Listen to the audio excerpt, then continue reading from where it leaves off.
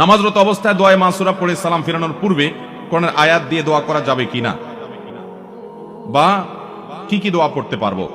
ভাইরা আমার, নামাজের শেষ বৈঠকে আমরা যে দোয়া মাসুরা পড়ি, আল্লাহুম্মা ইন্নী যালামতু নাফসি যুলমান কাসীরা, অত্যন্ত আবেগঘন একটা দোয়া। আপনি পুরো নামাজের ভিতরে মনোযোগ রাখতে পারেন বা না পারেন, এই দোয়াটা পড়ার সময় আপনার মনোযোগ আসা চাই। এটার অর্থ দিকে খেয়াল করবেন। আল্লাহুম্মা ইন্নী যালামতু নাফসি যুলমান কাসীরা, আল্লাহ আমি নিজের প্রতি অনেক অবিচার করছি, অনেক জুলুম করেছি, অনেক গুনাহ পাপাচার করেছি। এমনকি এই যে পুরো নামাজ শেষ করলাম, মনোযোগ কতদিক চলে গেছে, মনোযোগ নষ্ট হয়ে গেছে, আমি নিজের প্রতি নিজে জুলুম করেছি। আল্লাহুম্মা ইন্নী যালামতু নাফসি যুলমান কাসীরা।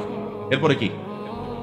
ওয়ালা ইয়াগফিরুদ যুনুবা ইল্লা, আল্লাহ পাপাচার সমূহ আপনি ছাড়া কেউ মাফ করতে পারেন না। ফাগফিরলি মাগফিরাতাম মিন ইনদিক ওয়ারহামনি ইন্নাকা আনতাল গফুরুর, আল্লাহ আপনি মাফ করে দেন, আপনি রহম করেন, আপনি গফুর ক্ষমাশীল, আপনি দয়ালু। এটা বলে এরপর আপনি সালাম ফিরালেন, মানে আল্লাহর কাছে মাফ চেয়ে ফিনিশিংটা অন্তত ভালো করলেন। এই জায়গাতে দোয়া কবুল হয়। নামাজের শেষ বৈঠকে কি হয়? নবী করিম সাল্লাল্লাহু আলাইহি ওয়াসাল্লাম বলেছেন, সুম্মা লিয়াতাখাইয়ার মিনাদ দুআ মা শা, শেষ বৈঠকে দুরুদ, আত্মাহিয়াত দুরুদ পড়ার পর সে তার যে কোনো চাওয়া আল্লাহর কাছে নিবেদন করবে। অবশ্যই সেটা বর্ণিত কোরআন হাদিসে বর্ণিত দোয়া হতে হবে। এজন্য এটা দোয়া কবুলের জায়গা। এখানে দোয়ায়ে মাসুর বা হাদিস বর্ণিত দোয়া আপনি করতে পারেন। নবী করিম সাল্লাল্লাহু আলাইহি ওয়াসাল্লাম এখানে আল্লাহুম্মা ইন্নী যালামতু নাফসি যুলমান কাসীরা ছাড়া আরো একটা দোয়া পড়তেন প্রায়, সেটা হলো আল্লাহুম্মা ইন্নী আউযু বিকা মিন আযাবি জাহান্নাম ওয়া মিন আযাবিল কবর, আল্লাহ আমি জাহান্নাম থেকে এবং আযাব কবরের আযাব থেকে পানাহ চাই। ওয়া আউযু বিকা মিন ফিতনাতিল মাহইয়া ওয়াল মামাত, জীবন এবং মরণের ফিতনা থেকে পানাহ চাই।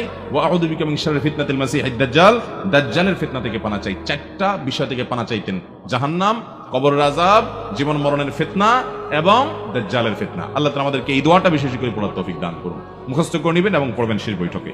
এজন্য আল্লাহ বলেছেন, কোন ফাসিক থেকে সংবাদ শুনলেই লাভ দিয়ে উঠবা না, ফেসবুকে কিছু পাইলেই আপনি ওটা ছড়ায় বেড়াবেন না, শেয়ার কপি করে বেড়াবেন না। যাচাই বাছাই করে, জেনে শুনে, নিশ্চিত হয়ে, ক্রস চেক করে তারপরে সিদ্ধান্ত গ্রহণ করবেন। ওয়ালা তাকফু মা লাইসা লাকা বিহি ইলম, এটার উপর আমল করবেন।